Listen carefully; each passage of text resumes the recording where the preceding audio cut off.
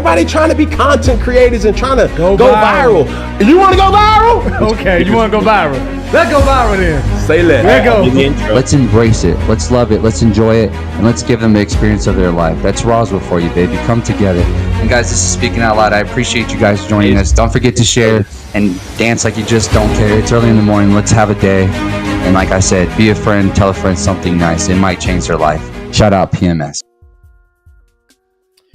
Yo. What is going on, everybody? It is the one and only John Borba, and Rene, he's having a little bit of technical difficulties. He will be here in a second. But we're going to kick off the show Thursday, getting ready for some Thursday night football. Damn, good morning. Speaking Out Loud, I am your host, Rene Ruiz, and along with me is the man with the buys, the man with the tries, the one with the broad chest, the one, the only, John Borba. Johnny. Two introductions is better than one, baby. Yeah. I was over here introducing myself. JB, you know what this morning has already told me about this weekend, and that it's going to be week 12. It's going to be dysfunctional. It's going to be you're going to have your ups and downs, but you're going to pull through when it matters. When it's showtime, dude, we're on the clock, dude. We're the lights are bright. The lights are bright. The lights are real bright. They're going to be real bright under Dallas this weekend, huh? What do you think? Yeah, well, unfortunately for me, as you can see, my face is a bit dark. So the lights actually went out for me this morning. My ring light absolutely shot. So I just went to turn it on, and it sparked up, JB. And the board on the actual ring light fried. So my ring light is done. Right before the show started, my camera goes out. It's been a rough morning. But you know what? I'm going to be like this Dallas Cowboys team and be resilient. I still showed up. I still put my work boots on, JB. I got the hard hat or the dad gang hat on right now. And I'm ready to rock and roll, JB, because this NFL Week 12 weekend has a little bit more meaning than the weeks past, because there's teams that have set themselves up to make a playoff run, and there's teams that we're hopeful that will make a playoff run, and then there's teams that want to slam the door on these teams that have hopes and aspirations of making some noise at the dance. Some of those games in particular would be, we can head straight to it, JB. We'll probably get into it a little bit throughout the day, in and out, as we always do with Cowboys and Vikings. But let's go ahead and talk about the Dallas Cowboys right now, hosting the Philadelphia Eagles. Yesterday, JB, Jalen Hurts had an interview where they asked him about the function of the offense. And this was his response, JB. Let me show you what his response was real quick. Let me pull it up for you. Here we go. And there's teams that are looking to the draft. That would be Santiago Herrera, who is a Raiders fan. And like we talked about on Tuesday, JB, I'm actually shocked Chip Kelly has not been released of his job functions, or at least has not been replaced or given or removed of the play of not going to happen. Vegas Raiders. Happen. You know, he's one of the highest paid offensive coordinators in the league. He makes $6 billion a year as an OC. Well, that's going to change. I think what they want to do, at this point of the season, you write it out. What you're going to do, you're going to go into the offseason, reevaluate. Most likely, you guys are looking for Fernando Mendoza in a top 3 pick. At this point, Fernando Mendoza is possibly the number 1 overall pick. I was just hearing some news yesterday around the college, football realm and everything like that. Joel Klatt, Colin Cowherd, obviously, they were talking about some up and coming guys that might be, top 3 draft pick, whatever. Dante Moore, he might wait till next year to come out. One other guy, I can't remember who the heck is it, but Fernando Mendoza right now is looking like the number 1 quarterback that's going to come off the board right now. So I think what you do, if you're the Raiders, reevaluate the offense. You get rid of Chip Kelly. I mean, I'm telling you, Brian Daboll, he's going to be a hot commodity for these guys, especially drafting a young quarterback, because he's got Josh Allen on his resume and he's turned his career around. So that's a huge plus. So teams that are going to be either working with a young quarterback, teams that are going to be drafting a young quarterback, Brian Daboll is going to be in the mix for all these sorts of teams. So Raiders, they have a good future. They have a good future, I feel like, if they can draft right. Chip Kelly, for sure. I think you can definitely say Buddy is out of a job. He will be on him indeed here pretty soon. But JB, let's go back to this Cowboys Eagles matchup that we have. What a rivalry. What a storyline that's set up here, right?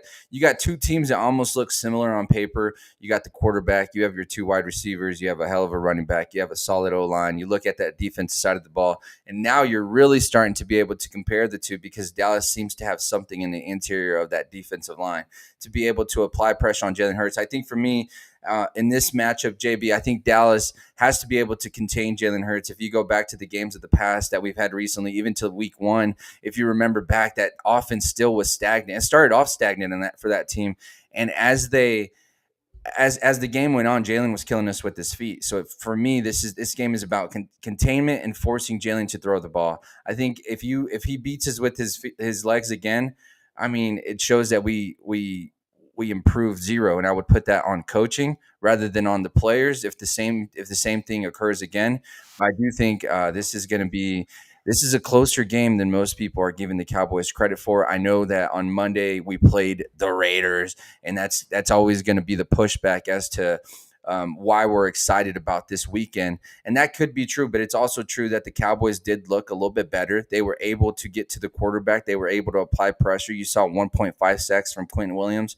And I think we're going to see that a little bit more this weekend on an offensive team that's already struggling, JB. I think if you're Philadelphia fans, you're more concerned about losing this game than you are. I mean, you're definitely nervous. You're definitely nervous. You probably feel like your backs are against the wall. This team feels real similar to that team. I hate to keep bringing up this team, but if you remember, the Pittsburgh Steelers went undefeated. I think they were 11-0 before they kind of fell down the hill there, and it was the same situation where they were having a defense that was overperforming and an offense that was underwhelming. And that's kind of what we're seeing with the Eagles. But let's listen to Jalen Hurts' response whenever he was asked about the criticism against his offense.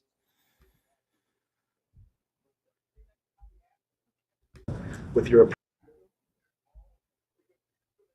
Jay B, Yo, were you able to hear that? no.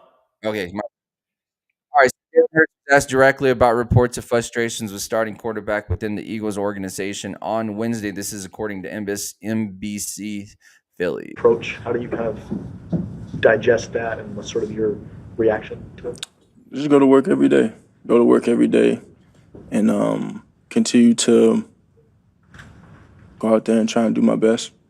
Being in the position you are as a starting quarterback in this league, does that kind of come with the territory? And how do you learn to deal with it? I think it definitely does. And, I take a lot of the responsibility when things are going. I guess I get a lot of attention when things are going well and when things are not going so well. And so I never run away from holding myself accountable. And I think, that's exactly what I've taken the approach of doing. When I look at this last game, I take great pride in what we do on offense. I take great pride in how we go out there and play as a team and what our flow is. And so we obviously got work to do, and I think that obviously starts with me. If there are frustrations from your teammates or coaches with you, do you feel like you're open to them coming to you with it? Well, I can't get into hypotheticals of if. Ultimately, it's about coming in here and working and leading. So those things haven't been brought to you directly? I don't want to get into that. I know it hasn't, though. How about you personally? Y'all bring it to me. I mean, I think it's a bit of a different thing. Again, I don't want to get into the weeds of anything. Ultimately, How surprising is it? JB Yeah. sounds a little frustrated with the same questions being asked to him over and over and over. But obviously there's something really going on, or else this team is absolutely trolling the world. But do you believe that there's issues in that locker room, or do you I'm starting to think the more I sit back and just kind of watch this team play, they do outside of Jaylen Brown, I don't know that I've seen any other player come out and actually complain.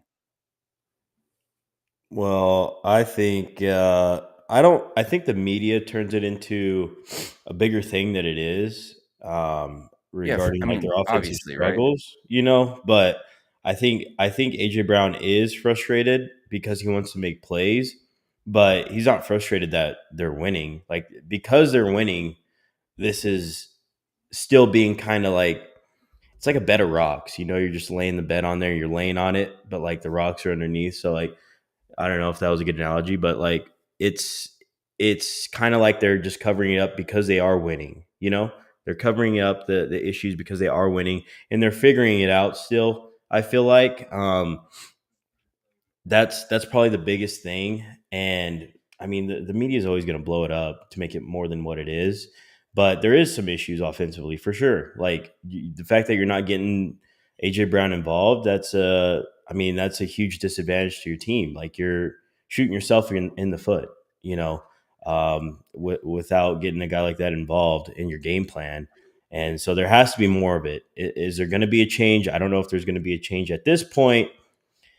It's like they're waiting for Saquon to just get the run game going again. It's like they're waiting for him to start breaking out and doing everything in that sort of sense, focused on the run game, but not improving the pass game. I don't know. Yeah, and That's what it kind of feels like. to answer Santi's question, he asked who's their offensive coordinator. It's Kevin Petulia. Kevin Petulia is their offensive coordinator. With Philly, it just feels like I still think you just got to be patient with it. I mean, we've seen this before with like even the Kansas City Chiefs, where they have a slow start and then come there at the end of towards the playoffs. It seems like they amp it up just a little bit. It almost feels like a troll job, like just a little bit. Feels like a troll job. It feels like they're just kind of gassing it up. At this point, it feels like they're almost playing with the media because of the story that the media has built. Like we're in 2025, we're in an age now where it's like the players in every league, they almost try to get that gotcha moment back on the media. Like, how the media is always trying to set up these guys for gotcha moments or for sound clips, right? Or for sound bites.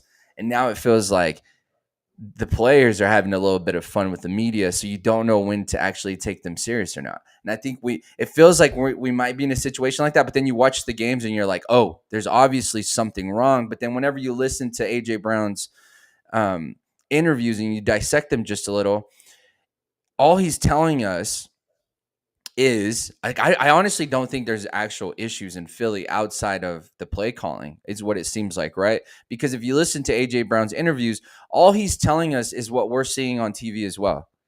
Like their offense obviously stagnant. Their offense is obviously sucked. And there's periods and moments where the offense does look like they're clicking. And it seems like as of right now, they're not adapting to their strength, which right now it feels like their strength is the passing game. Honestly. And it's like they don't know how to adapt because they've won a championship handing the ball off to Saquon Barkley. So it's like they're in a confusing space. But this is where we're going to find out exactly how great Nick Sirianni is. Is Nick, how every year there's a question raised whether or not Nick Sirianni is actually a good coach, because he doesn't do he's a legitimate manager of a team. He doesn't do the play calling on defense. He doesn't do the play calling on offense. At one point he was the offensive coordinator, but he had to pass on the play calling.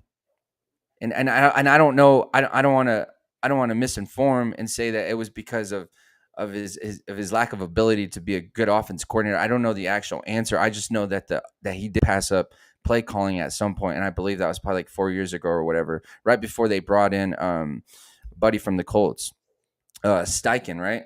Mm-hmm. So it makes you wonder, at what point does Nick Sirianni take over play calling, or is he afraid because he doesn't feel like he's going to be a legitimate factor to improve that offense? That's actually a legitimate question to ask, JB. Yes. Is at what 100%. Point as a head coach do you get frustrated enough where you take back play calling? Listen, this is exactly what's happening. This is exactly what's happening in Detroit. Yeah. Detroit, with Ben Johnson leaving, they were calling the plays, blah, blah, this and that. Well, Dan Campbell comes in, starts calling the offensive plays. They put up 44 points against the Commanders, but everybody's scoring against the Commanders. And then they come out the next week later and put up, 6 points against the Eagles? Yeah. So, no, I don't believe the head coach taking back the offensive play calling is the right move. But can I give you some pushback there? That is true, but if you watch the game, like Detroit had no issues getting to Philadelphia's side of the field. We just didn't convert on a couple 0 fourth and downs. 5. 0 and 5. But who knows if you have a Three different. of those Obviously, five, there's some sort of rift. That's JB. Dan Campbell. That's why he's calling the plays. 3 of those 5 play calls on fourth down hit the wide receiver's hands, just dropped them.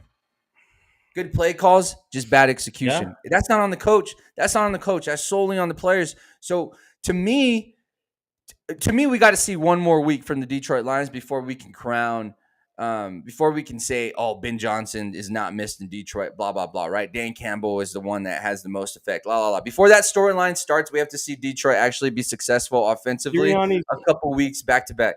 But Sirianni is definitely the type of coach that he needs a good coordinate. He needs good coordinators in place. That's always been his success. When he had the coordinator before Vic Fangio, right? Before he had him, Kelly they had Moore. somebody else, and they weren't very good on defense at all. They were like almost in last place. Remember that? Yep. And then they get the right coordinator. Like Sirianni is not going to be that type of coach. He's not going to take over play calling. He's not going to step into offensive coordinator role. He's going to hire that whole management. They're going to hire guys to put in offensively, guys to put in defensively. His position is to coach the full team. And I feel like Dan Campbell, I feel like he should go. This is why you don't hire from within. A lot of these teams, they like to bring guys up from within. Rarely does it pan out as an interim head coach, as maybe quarterbacks coach turning into an offensive coordinator. Rarely does it kind of pan out, but that's what the Lions are doing. They're hiring from within. Sometimes it hits. Most of the time, it doesn't hit. So that's another thing they have to take into consideration. Like, I think, especially with the Eagles in this case, they gotta hire someone that's gonna lift that, be more creative offensively, do all that stuff that they need to do, get your playmakers involved. Do you think this is the game where if the offense doesn't look good and they lose, Nick Sirianni gets the public pressure to take over play calling? Like, honestly, legitimately, if Nick Sirianni was the offensive coordinator at one point, pressure, and your team, it's brewing. Like, it's just slowly brewing and brewing. I just don't know that I've seen the question raised as to why Nick Sirianni hasn't taken over that play calling. And I think because we're going to see success from the Detroit Lions this weekend, I think you're going to see that amplified just a bit, because people are going to think, well, if the play calling sucks in Philly, why doesn't the offensive coordinator who has experience in that field, why doesn't he pull the plug and make the decision to take over play calling on something that is a downfall right now for the Philadelphia Eagles? As of right now, it feels like their one weakness is just being able to move the ball down the field. Or really, I guess it's their running game. It feels like their running game is their weakness, because every now and then whenever we see Jalen throw for like 25 pass attempts, it's like we're seeing these guys cook. Let's see what Aaron Melendez said here. This is a test for Philly, but more for Cowboys. But Nick is not the guy to call offensive calls. He's proved it going in he's proved it going in 4 downs in field goal range. I'm not sure I understand that last part a little much, but it sounds like as a Philly fan, you're not excited to have Nick Sirianni to be making the play calling. So what is the answer? Do you go? Is this the game that opens your eyes up to maybe make a phone call to someone like a Brian Daboll? Why wait for the offseason to make that change whenever he's right there sitting on a couch somewhere or in a computer chair looking at film? Why don't you pick up the phone and call someone like a Brian Daboll that's familiar with the Saquon Barkley? I think this is the game that starts to raise those questions for Philadelphia, and it actually improves their team, because we've only seen this Philadelphia team get better and better as the season goes on, personnel-wise. Right, JB? As much as we want to criticize them and the lackluster that their offenses have been, their GM and ownership has shown us that they're not afraid to go out and spend a little bit of bread to make their team a little bit better. Or even go out and take a risk. Like, they went out and got Brandon Graham the moment that their linebacker got hurt. Like this, JB, clockwork. It's normal for Philly. At this point, it's normal. At this point, if you're Philly and you lose to the Dallas Cowboys and it's because of your offensive play, I think you already have the expectations that something is going to change come Monday. If you're an Eagles fan, you already know something's coming Monday. You're not sitting around like our teams, like the Browns, like the Vikings, like the Cowboys, waiting, hoping that something changes and clicks in the brain of our ownership. No, that's not how it's ran in Philly. So it almost, if you're a Philly fan, you, like he said, this is a test for Philly, but it means more for the Cowboys because Philly fans aren't as worried. They don't feel that amount of pressure because of the situation that they're in and the expectation that they believe from their organization to come and fix it or bring help. But the question will raise as to whether or not Nick Sirianni would take over play calling or if they're going to bring in someone from the outside to help improve the offense to just improve slightly, JB, just a little bit. Show us a glimpse of last year. Well, the Eagles are due for a loss. So this is, if the Eagles lose this game, then I think something will be done. But I think there's going to be some sort of like inside talk between coach and maybe offensive coordinator or something that's going to be done offensively to change. That conversation should already have been done, right? Yeah, but they're winning. They're winning. If you lose this game, then okay, it puts you it puts the whole team back into check. Like, okay, we are vulnerable. We are going to take a loss. Like, yeah, JB, but let's take this. JB, like, think of this game where it could change. Like something could change after this, and it could really put the Eagles over the top. The team that we were kind of scared of, now we're actually scared of. But if you put this into a real life perspective, like if you go to your job and your job is still making money, but you're holding them back, you don't think after 12 weeks of you being at that job, a conversation hasn't already been struck? Like, you don't think that you haven't already been sat down at a desk across from your boss or from your HR or whoever, your performance guy? You don't think that you've already sat down and have had a conversation about, obviously you hear about things your lack of performance? You hear things around the building, but at this point, like, I think you need like a, what do you call it? Like a reality check. You need like a reality check. Okay, something does have to change. Something does have to change. We're struggling. It's a lackluster defense right now. We're struggling. We can't move the ball. Like, this is not going to be winning football. So I think something does change. If they lose, I think something does change, and it goes into effect pretty soon. But I still think you keep the same offensive coordinator. I just think you have to. Everybody's got to sit down. You got to be on page. Okay, we need to change some things. We need to change the philosophy a little bit. We need to find what works. We need to get these guys involved. This and that. This and that. Like, I don't think that the offense is necessarily awful. It's just you're not using your playmakers to their full abilities. I think that's the main issue. And if you can change that while getting Saquon involved still to where he might turn into last year's Saquon, then okay, you might be onto something. I think that's what they're waiting for. I think they're waiting for the running game to really get going, and I feel like they think it's going to happen. And then once it happens, okay, now it's going to be easier to get these guys involved or something like that. So I think it has multiple. There's multiple factors into this game, and this game is very important. I think so. I think what's the spread on this thing? Like minus 3.5. 3.5. Like you might take Cowboys on that. I think you might take Cowboys on that because why not? Like I think it's a good test, and I think they're gonna play really good against Philly. Actually, against the run game too. You got two runs stuck in the middle. I mean, this is gonna be closer than I think people expect. On paper, these two teams are very similar outside of their record.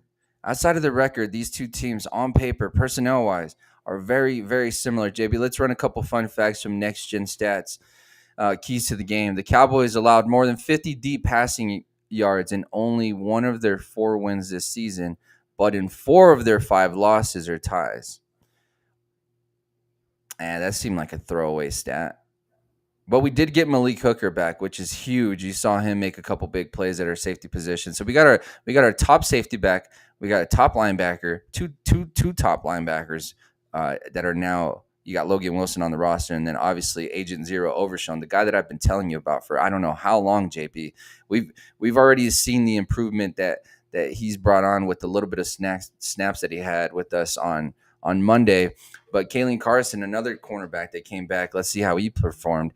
According to Next Gen Stat, Kalen Carson played on all 58 possible defensive snaps in Week 11 against the Raiders, making his first career game playing on 100% of snaps. Carson, who is a high prospect for this secondary for the Dallas Cowboys, Carson was targeted on 6 of his 49 snaps in coverage, allowing 4 receptions for a team-high 55 yards.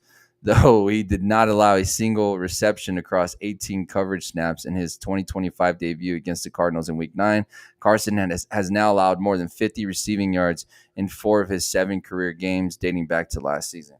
Yeah, that's a tough one. I don't know if I should have read that one. That sounded like a shot at the Cowboys defense just a little bit there, huh? My thing is how are the Eagles going to guard CeeDee Lamb and George Pickens? We kind of saw CeeDee Lamb last week being double covered, and then that left one-on-ones with George Pickens. Do they do the same sort of thing? I think you have.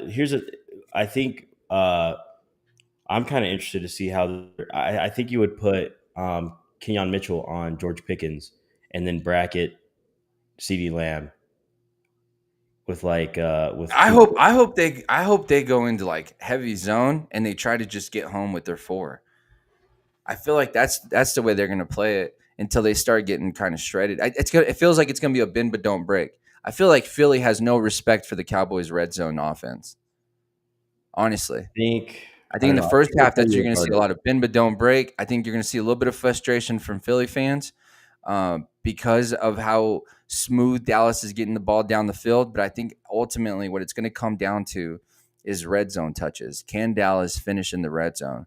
Can Philly finish in the red zone? Both teams I don't think are going to have an issue getting into each other's red zone. It's all a matter of what you do within those 20 yards. That's what this game's going to truly come down to, is that red zone. And the red zone is the one thing that it seems like we just continue to struggle with every week.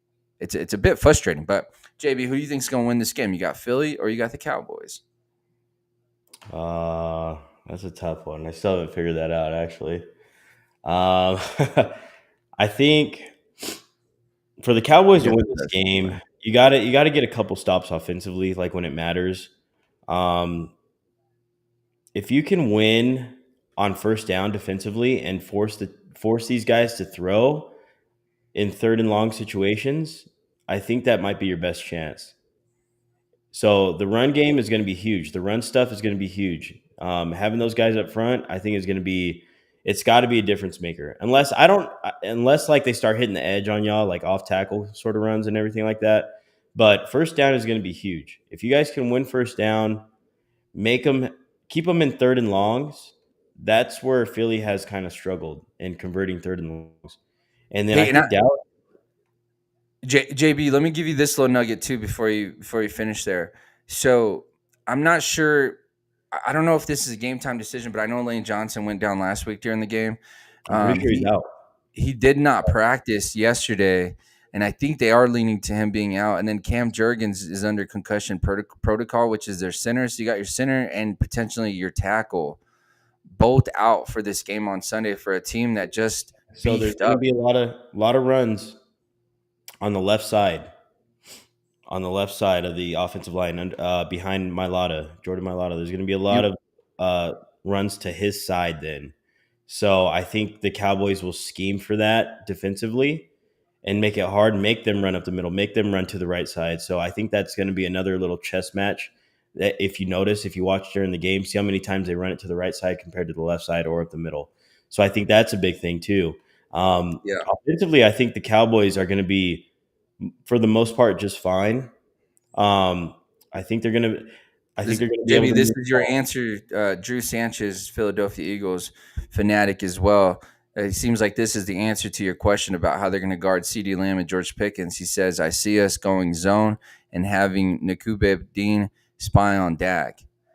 I mean, do you think that's Lane Johnson is out for Sunday and more than likely on 3rd and 6+? I think Dean will be a spy on passing downs for sure.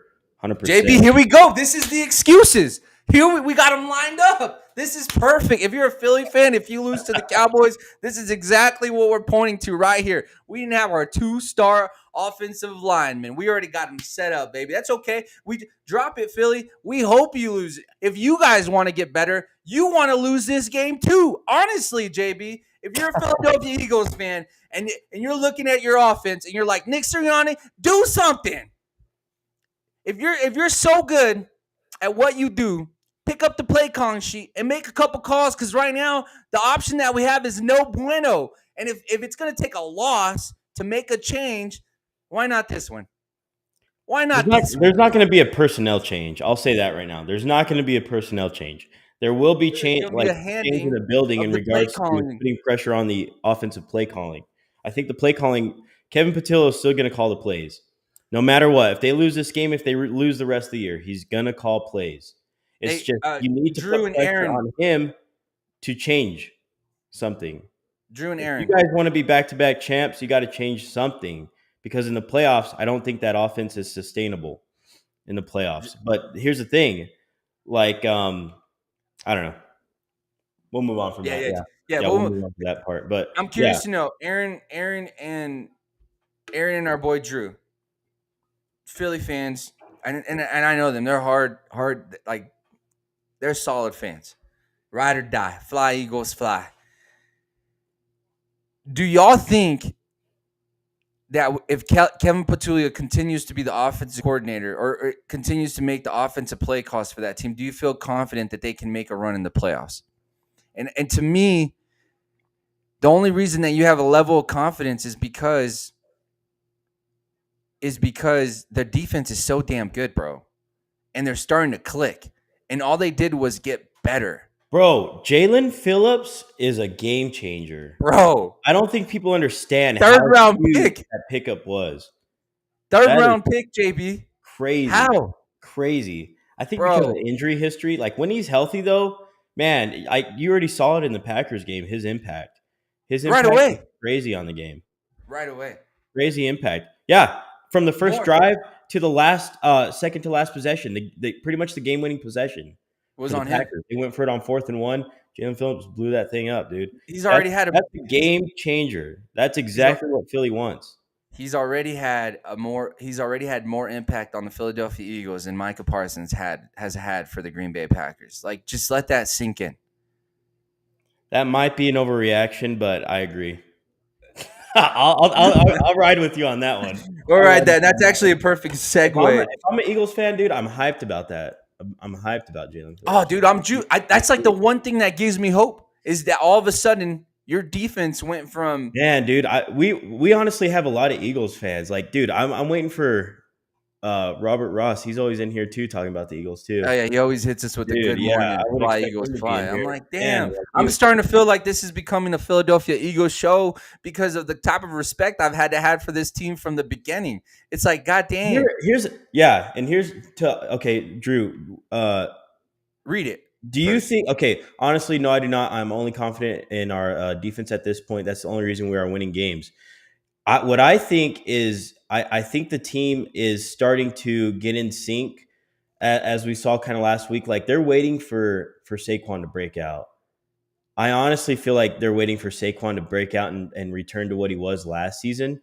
And I think it's once you get the offensive line kind of molded, but this is what makes it hard. I think you take a step back this week because if you are missing Juergens and Lane Johnson, the run game takes a step back. I think you were building up in the run game, starting to get breakout plays, everything like that. You saw it towards the end of last week's game, like just picking up chunk yards. And I think they were building momentum offensively in the run game. And I think this might bring them a step or two back. So I think the way to win this game, I think you're going to have to win. You're going to have to win these third down conversions. And this is where the Cowboys can actually apply pressure and make Jalen Hurts get rid of the ball quick. If they can, I'm telling you, if Cowboys can win first down and keep second down at bay where it's 3rd and 7+, I think they got a really good chance. Oh, we got a chance. Yes, we do, JB. We got a chance. Our roster has gotten better, but was it a little too late for Gary to make those mistakes? Gary may have just been a little too late. That's the only thing that's going to be unfortunate. The story that I want to be built is the Cowboys making one of the most generational runs of all time to get into the playoffs. But that door can be slammed shut quickly by the Philadelphia Eagles this weekend. So if they needed any type of motivation to get up for this game at 2 o'clock Mountain Standard Time here in at least Roswell, New Mexico, when it kicks off 2:25, I believe that's the actual kickoff time for us locally, they can slam the door on folks like me that have a bit of a delusional mind come Sunday to think that we can actually get into the playoffs. But it all begins this weekend, JB, against the Philadelphia Eagles. I got the Dallas Cowboys winning this game 27-17. Who do you got? Oh my God, dude. 10-point victory? You're crazy. Yeah, delusion is high right here on this brother. 10 points if it's 20-17 and the Cowboys, last second drive to. It's gonna be. I'll take. Golly, I'll take like 31-29 or something. Give me some weird score. 31-29. All right. I don't know who's gonna win. I don't know. Maybe because I just don't want to see the Cowboys. Bro, yeah, come on. What are we doing? God dang, man. Hype your boy up a little, man. We're supposed to be a team, JB. Every now and then, all right. myself. If Cowboys win this game, you guys are losing to the Vikings. So take it or leave it. I'll take that. Cowboys win this game, they lose to the Vikings. Knock you guys out of the playoffs. Bro, that would probably be the most annoying way to get kicked out of the playoffs. Because then I don't know how I go on with the show, being able to throw shots at you. Like it's like right now, bro. When I talk to a Philly fan, like I almost feel like a little B because it's gotta be like a yes sir, yes ma'am type of conversation, because I don't have any skin in the game as a Cowboys fan, but more loyalty than a Browns fan. I don't know, man. I don't know. Because if you're still a Browns fan, that says a lot about you, just in general as a whole. Just you being able to speak out. Like if you have a friend that just happily find comes your man out. a Browns fan. Women, find your man a Browns fan. They ain't going nowhere. No, they're loyal. No. They'll let you hit them a little bit. They might let you get away with a couple domestic abuses, and then still come back. That's what a Browns fan is, bro. You give them a whooping, you cheat, you do whatever you want, as long as you come back. That's Browns fans. Browns fans are like, do whatever you want from 8 to 5. Just make sure you come home for dinner. That's a Browns fan's life right there, bro. Nah, it's a shot. Browns fans are cool. One of my favorite moments is actually hanging out with a bunch of Browns fans for the one playoff appearance that they did make against the Kansas City Chiefs. If you do remember, that man Baker won them a playoff game, JB. But that's a segue. Let's segue into the Minnesota Green Bay game that's coming up this weekend. You guys have a chance to be able to make it a little bit tougher for the Green Bay Packers to win the division, but not only get into the division, this is possibly a run that could get the Packers out of the playoffs. Is there a chance that the Packers don't make the playoffs, JB? 100%. Right now, I really don't know what to expect out of this division. I don't think the Bears are 7-3. Like, I don't feel like their record is 7-3. But if they can win 3-4 more games, they're going to make the playoffs. It's just they have a tough schedule coming up, and I just don't think it's right now where they're at is enough. So I think 9 wins, for the Bears. I see 9 wins. Maybe you get an upset, 10 wins in there. Okay, then you're looking at a wild card. Detroit, right now they're out of the playoff picture. So they gotta get some wins under their belt too. So I think everything is gonna be the last 2 weeks of the season. And then the Vikings, I think we're gonna be playing upset to a few teams for sure. I think we're gonna get a couple upset victories. McCarthy just has to put it together. Bro, 6.5-point favorites. They got no respect for y'all. It's fine. I don't mind that. I really don't mind that because I think with Josh Jacobs out, I would start Emmanuel Wilson on fantasy.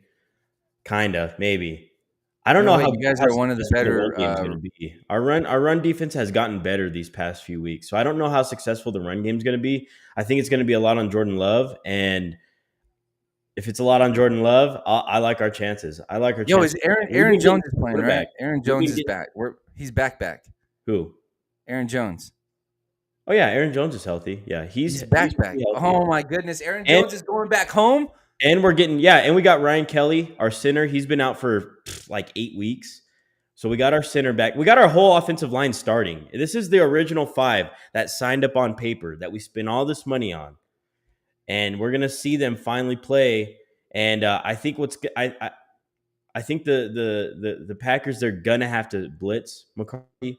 I think our O line's gonna do a good job at keeping Micah Parsons at bay, Christian Darrisaw and Brian O'Neill. I think they're gonna obviously have some help, send some chips towards Micah Parsons' way. And if we can stay like here's the thing with us, we literally are averaging like over 4 yards a carry, almost 5 yards a carry. Kevin O'Connell has to stick with the run game. Get McCarthy into rhythm to where he doesn't feel rushed making his reads, everything like that. And if he can just put together a few good drives, consistent drives, and not have 2 turnovers like every other week that he's had, we have a really good chance of winning. I don't see why not. Why not? And McCarthy said he's like a cork on a bottle cap. He's ready to pop off. He's ready to put it all together. He's like, I'm right there. It's just consistency. And when he's consistent, he's accurate. When his feet get outside his body, when he's got a wide stance, he's awful. But when I was just watching film before we got on, and when his feet are tight together, he's compact, he's making his reads, everything is in rhythm, he's accurate. He's accurate. So it's just the consistency. So I still believe in the kid, but if he can't improve and change some of the things that he's doing, then okay, the Vikings are like, I don't think we have a lot of patience. I really don't think this team has a lot of patience. So if we don't see enough improvement, I think we're bringing in somebody's backup quarterback next year. You know what we always do. Oh my Never goodness, works bro. out when we draft. It never works out when we draft. But I think That is gonna running suck. game- You want to know what the worst part is too? Is What? that Brian Flores probably isn't y'all's defensive coordinator next year. Yeah, I don't think so. I'm not too sure. He's gonna have a He's lot gonna get a job. He's gonna lot get of a job. interviews. A lot of interviews next year. And I don't think we're gonna have him back. I don't think we're gonna have him back, which sucks. Yeah, I guess the only thing that would actually maybe keep him in the office is like if teams remember what the conversations were whenever he was removed as the head coach for the Miami Dolphins. I mean, if you remember that, he was they were saying he was a bit of a jerk, a little bit of a butthole I don't think that's true. towards the players. But now we look back. I mean, now hindsight, it's like maybe Tua was just a little soft. Maybe he just got his little Phillies hurt. Maybe his little Phillies just got hurt, right? Here's the thing, 100%. Like I don't know, and whatever there might have been, I'm sure he's learned from it. He's grown as a coach, whatever.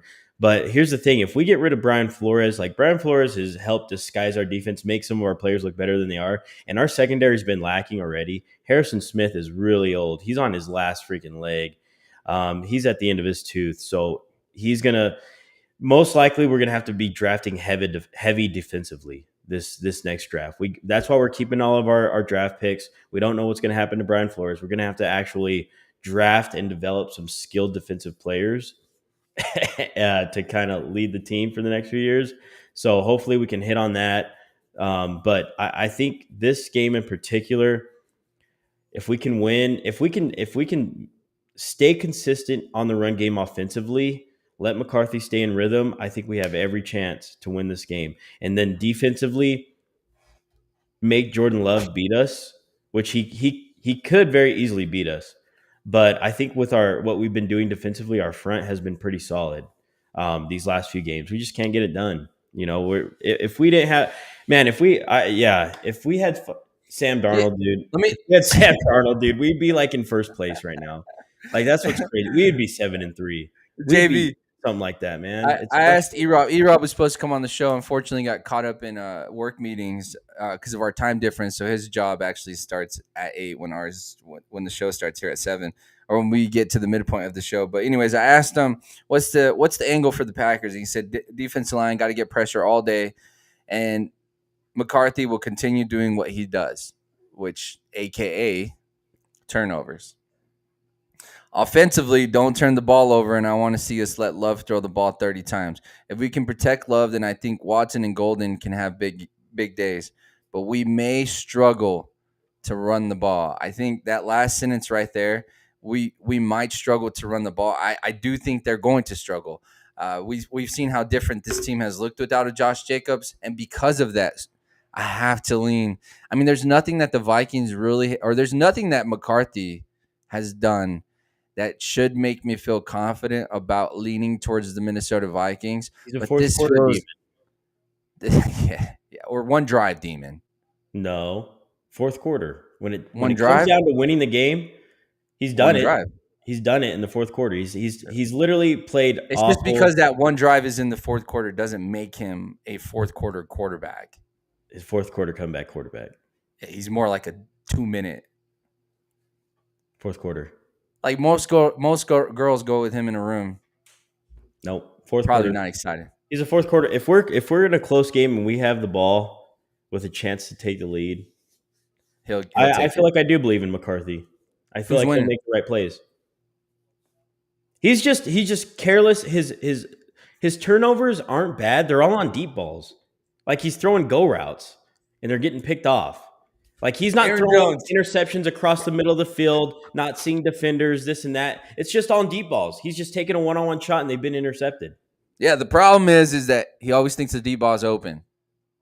That's the Well, problem, really. But hey, to me, this sometimes is a it'll big play. Aaron Jones game. Feed the ball to Aaron Jones. Let's give him about 20 touches this weekend. That's the way to get past the Packers. I know on paper, when we look at the sheets, it says Packers have a pretty good run defense. As of late, that has not Yeah. been the case. Continue to run the ball down their throat. And I don't know, there's people on X that are making film about, hey, maybe run it directly at Micah Parsons, and that's where a lot of the results are coming from. I don't know. I'm not saying it. The internet's saying it. So with that being said, with the information that's been given to me because of the lackluster happening in Green Bay with not being able to stop the run still, and that might be an overstatement, I'm taking the Minnesota Vikings with a big game from Aaron Jones. Let's run down through a couple of these games, JB, quickly. We got excited on the Eagles-Cowboys conversation. It took about 25 minutes. That was probably a lot apart on me, but it's okay. It was a good convo. We had a good interaction. Appreciate Aaron and our boy Drew and Santi, a part of that convo with us. But Buffalo going against Houston tonight. No, actually, you know what? Let's not waste no time on that game. CJ Stroud's missing. It feels like Buffalo is set up to put Pound Town on Houston in Houston. Houston has kept themselves in games. D'Amico Ryan, obviously, great coach, just seems to be having a bad year. I'm going to go Buffalo. I'm going to assume you agree with me there. I'm gonna go Buffalo, but I think with these Thursday night games, it's unpredictable, man. It might be a little bit closer than expected. No, Sean, you think I'm just brushing it off. I'm just brushing it off. Stay tuned. Watch tonight on Prime. Buffalo against Houston with the backup quarterback. Hey, you never know. It's the National Football League. They're millionaires too, JB. But JB, according to DraftKings, this game right here, oh man, this one's gonna have us locked in early at 11 o'clock Mountain Standard Time here in Roswell, New Mexico. You got the Chiefs against the Colts. The Colts heading over to Kansas City. Chiefs JB, heading let me over just. to Kansas City. Sorry, the Colts are heading over to Kansas City. Bro, I'm lackluster on this information that's coming out on the Kansas City Chiefs according to DraftKings here. Let me make sure I got the graphic up for you. Yep. Okay.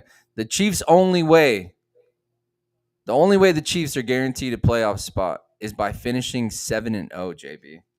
7-0. That would guarantee a lot of teams a playoff spot. For sure. If the Chiefs, these are the playoff scenarios according to DraftKings Sportsbook Instagram. If the Chiefs finish 7-0, they're in the playoffs. Okay. Yep. Cool. If the Cowboys finish 7-0, they'd also be in the playoffs.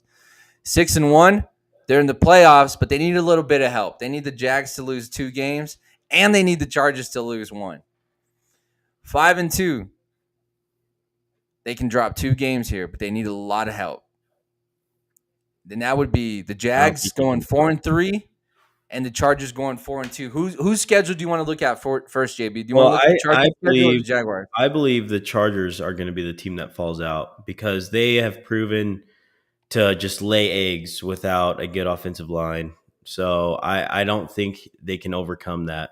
And I think that's going to be the downfall of the Chargers this year. I think they fall out. They just do what the Chargers do. So Yeah, and fortunately for Chargers fans, they have a bye week this week, so they don't have to worry about that pressure being applied on them just yet. What do you think about the Jags? Also a team. Yeah, It seems like these are the two teams that the Chiefs need help from. Like, bro, this is the they football can gods just definitely get letting help from both teams. Like both teams could just drop the ball any moment. So this you know how last week you kind of went crazy about buying into the Chiefs and all this and all that good stuff. I'm still buying Like in. this is the kind of crap where it's just like it feels like the Chiefs are going to go on that run. Like what are the odds that the two teams that they need help from are the two most inconsistent in the Chargers and the Jaguars? And honestly right now how you just said, we've seen what the Chargers look like without their left tackle. And man, it is not good. Justin Herbert goes from an all-pro to I don't know, James You're, Winston, you're just Russell your regular Wilson. Joe Schmo. Just an XFL quarterback sometimes is what it looks like we're watching. And I don't mean to take that shot at him, but honestly, a completely different player. And this is what the rest of the schedule looks like. I mean, it could easily be done for them very quickly. You got the Colts this weekend and the Cowboys. Bro, this makes me a bit nervous. So yesterday I'm watching Pat McAfee show and he's like, why does the Colts game against the Chiefs, why does it have to be scheduled? Why does it have to fall in line when the Chiefs' backs are against the wall the most? And I was like, damn, that's a good point. Like right now, if you're betting, there's no way you bet against the Chiefs this weekend because their backs against the wall. Time and time, Patrick Mahomes and Travis Kelce, as leaders, have shown us that they can galvanize this team to make a comeback, to make a run. They've shown us year after year, JB, but now they're playing against an elite team with all the pressure against them. But there's been a lot of criticism on the Indianapolis Colts about their schedule. I saw a little bit of criticism talking about how the Indianapolis Colts are a soft team, kind of comparing them to the New Orleans Saints. I remember a couple years in past, you would always say how soft that New Orleans Saints team was. They were finesse. That's kind of the similar comparison with this Colts team. Something about grass. When they play on grass, they're not as effective as when they play on turf. And this game is going to be played on grass. So maybe that little tidbit of trolling probably gets a little bit louder if they do lose on grass this weekend. But what are your expectations and who do you think wins this game? I think you got to sell out. If you're the Chiefs, you got to sell out on the run. Put JT. Jonathan Taylor, make him look pedestrian, and then put more pressure on Daniel Jones. And I think the Chiefs are set up to to stop the run. And I think they're going to have a good scheme to be able to slow down Jonathan Taylor. So it's going to put a lot of pressure on Daniel Jones at the end of the day. So I would take my chances on the Chiefs. If you can do that, if you can turn Daniel Jones into just a passer, someone that's got to beat you through the air, like I'm still not sold on Daniel Jones and making a deep playoff push because of we don't know if he's going to turn into a pumpkin at 12 o'clock type. You know what I mean? So this is a perfect – are you still a pumpkin? Sam Darnold had a really bad game against the Rams, and there comes the pumpkin thing again. Like, you turn 12 o'clock. It turns 12 o'clock, you turn into a pumpkin. That's what we're looking for Daniel Jones. If he can overcome that, if he can make plays while the run game is not working, then, okay, we might have something. The Colts might have something for a deep playoff push. But if he can't do that, I don't know. Who's winning? I'm going to take the Chiefs. And the home of the Chiefs. That's whenever you join. You would join me there. Yeah, I didn't want to.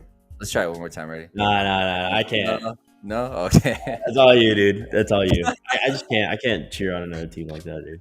All right, my bad. Hey, you do a daily show. My fault. Yeah, dude. Yeah, dude. All right, you got the Pittsburgh Steelers heading over to Chicago this weekend. Chicago, let me say that correctly. It's a rival team for you, JB. The owner of the Chicago Bears is going to make an appearance in Aaron Rodgers. This is what Aaron Rodgers had to say about that matchup. Sorry, I could have had that up a little bit quicker for you. The fact that it's so funny, bro. You crack me up every time I try to get you to compliment somebody.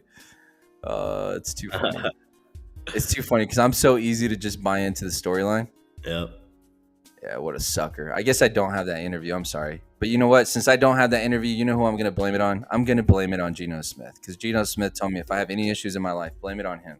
So Geno Smith, you jerk. I forgot to get that clip. But anyways, Aaron Rodgers, he said, hey, there shouldn't be no beef.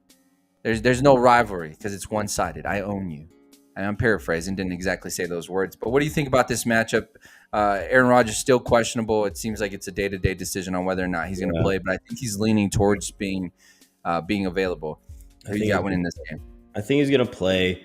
I think the Steelers are just – I know they're inconsistent. They're not that great, but I'm not sold on the Bears. I think if they could just play consistent, don't turn the ball over, play good defense. If they can manage to play good defense against the Bears, I don't see why they shouldn't win.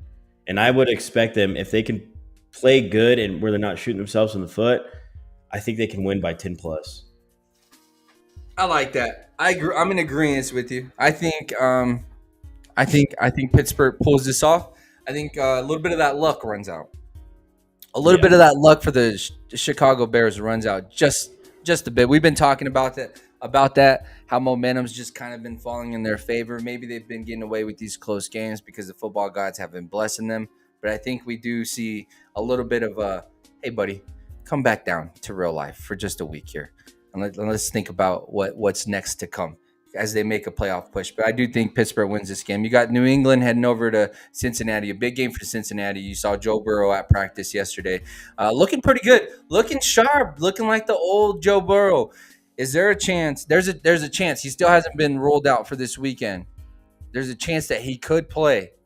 But regardless whether he does or doesn't, do you think that this Cincinnati's team can win a game to keep their playoff hopes alive? This feels like the biggest game for them to win, to be able to set up that Ravens matchup on Thanksgiving next week. It's hard without Jamar Chase, obviously.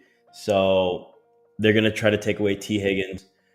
I just don't see the Bengals winning this game. I really don't. I think it might be close, but I don't think they get it done. I think with the momentum that the Patriots are riding, I think they should win this game. They should win this game. I'll say that. Patriots should win it. Yep, I'm rolling with you as well. I'm going to go with the Patriots. You got the Giants heading over to Detroit. I'm going to take the Detroit Lions to keep it moving. And then the conversation starts to heat up a little bit about, maybe Dan Campbell is a genius. Maybe he's not just some sucker meathead. This guy's got something in that brain, and it's a great offensive play calling. Give me the Lions winning this game. Lions. Seattle heading over to Tennessee. This is a reminder. Seattle's coming off a loss, right? Get right game. Get right game for Seattle. Take Seattle. Sam Darnold looks like normal. He's got his two weapons out there. Let them boys cook. Jason, let them cook. New York Jets heading over to Baltimore. Baltimore, big game for Baltimore. Baltimore needs this. Lamar Jackson getting yet another start, being able to they're on a little playoff run of their own. I'm going to go with Baltimore here as well, setting themselves up for a hell of a game on Thanksgiving, or possibly a hell of a game on Thanksgiving. Who you got, Jets or Baltimore? Yeah. Baltimore. Cool. Cleveland going over to Las Vegas. Shador Sanders making his start, his debut. There's been a lot of storylines made up about this poor dude, this poor kid. I actually feel like the people that support him have actually put more pressure on him to perform above the standard of a third string quarterback. Like all the news that's been circulating, and I get a lot of these people have good intentions and they love Shador, they're friends of Dion, blah blah, and you're always going to talk good about your friend's kid or your kid or whatever, right? You're always going to have something nice to say. But I think they've actually put more pressure on him to perform. Like, I don't think that he can go out and have just an okay game without the media just trying to bury him because of what his own fan base has set up for him. You know what I mean? Like, they made a story out of nothing last week about him not getting any first team reps. That felt like a story that felt like, it just feels like they try to play the victim for him. And I'm not saying Shador's the one playing the victim. He's not. whatsoever. Every interview he has, it's almost the perfect answer. Like, I don't know how this kid can answer anything any better with the situation that he's in, but his own fan base is playing victim. And I think when you have a polarizing figure like himself, which it's almost like he's like Caitlin Clark-esque, right? Where it's like he's not really doing anything. It's just all the noise around him makes it seem like he's a part of the issue. Does that make sense? So I really hope for Shedeur. I really hope, man. I really hope he gets blessed. He's gonna be a real easy target if he doesn't play well. And I think he's not gonna play well. Like, he's gonna have his moments, but he's making his first start, 5th round draft pick, 3rd string quarterback, getting first team reps for the first time probably all year. Like, he's going to get, like, there's going to be a lot of memes that come out. There's going to be a lot of videos. Yeah. There's going to be a lot of highlights. People trolling, people hating. That's all it's going to be. You're going to see a lot of that this week. It's not going to be perfect. I want to see right there. For sure. Give me this. Give me the Browns. Give me the Browns. Let's get Chip Kelly fired already. I'm tired of this crap. I feel bad for my Raider fans, man. They got Ashton Jensen and they gets 4 touches in the first half. Come on, man. The difference is going to be what it's been all year. Like, the Cleveland Browns defense, I think, is going to cause a lot of havoc. It's good. They're going to eat. You thought Dallas put pressure on Geno? Okay, Myles Garrett's coming into town. Jacksonville against Arizona. I'm going to go with Jacksonville here. I don't know. I think this is an Arizona game. I think your boy Marvin Harrison is still out. Give me Arizona. Jacksonville is just too inconsistent for me. Yeah. Yep. But they do like to play back-to-back games very well. It's just that third one where it gets a little iffy. Atlanta heading over to New Orleans, another game that we Kirk don't Cousins, baby. Kirk Cousins. Come on, Kirk. Get your bread, baby. Get your bread. They need you back in Minnesota. So show us a little something so we can bring you back for a cheaper price. Tampa Bay going over to the Rams. This is the Sunday night football game, JB. Big game. I feel like the Rams. We said, hey, did the Bucs peak a little too soon? Did we get a little excited a little too soon? Maybe. And I think those questions continue to raise because I do think that Tampa Bay drops this one to the Rams. I'm taking the Rams. Who you got? So yeah, I just think the Rams are the best team in football. Honestly, I think they're the best team in football. They got everything clicking. Top 5 defense, top 5 offense, good coaching, not a lot of penalties. They're the least penalized team for the second year in a row. I just think it's too much. I think it's too much for the Bucs. I think they hang around same way the Bucs hung around last week against Buffalo. I mean, but Josh Allen obviously put up an MVP performance, and that's something that we were probably waiting for. But I think it's going to be a little too much. I can see the game being pretty close, but I just think the Rams, they're just the better. Just the better team right now, and that puts a lot of heat on the Bucs too in the division. You know, in the NFC South, if they drop the game, are they? Let's send these walk over. One last question for you: What will be the biggest storyline coming out of Sunday's games?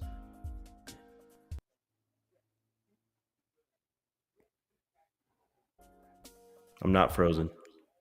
You're not frozen. I know. You just think about it. Biggest storyline.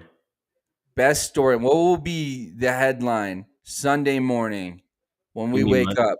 Monday morning. We come on Overreaction Monday at 6:30 Mountain Standard Time. After the intro, after you show the buys and the tries and the broad chest, what is going to be the next statement that comes out of my mouth? Chiefs are back. Chiefs are back. Chiefs right, are boys. here, ready for a run. Bye. I think for me, ideally, JB, if I can wake up Monday morning and say, "Hey, boys,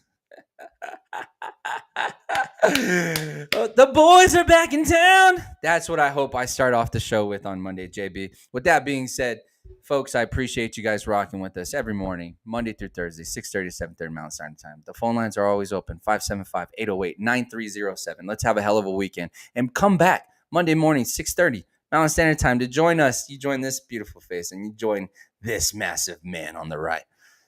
I appreciate you guys rocking with us. We love y'all. Be a friend. Tell a friend something nice. It might change their life. Shout out PMS. See ya.